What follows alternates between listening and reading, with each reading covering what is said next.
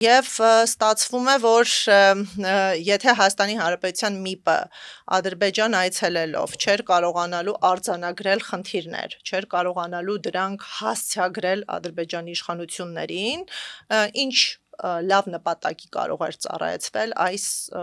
հանդիպումը։ Եվ եթե նպատակները բարի էին, օրինակ ապացուցել աշխարհին, որ հայերը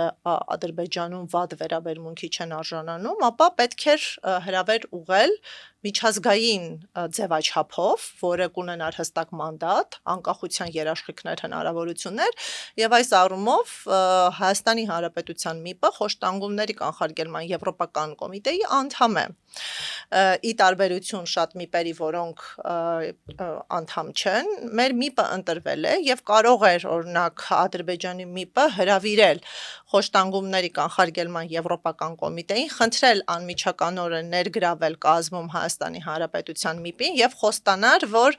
ինչ արդյունք էլ որ կարձանագրվի, իր պետությունը համաձայնություն կտա զեկույցի հրապարակայնացմանը։ Այսինքն խնդիրը քարոզչական մակարդակում է դրված առավել շատ։ Իրավացի եք, իմ գնահատմամբ սա եղել է այդ մասով քարոզչական նպատակներով։ Ամբողջական հաղորդումը դիտեք մեր YouTube-յան ալիքում։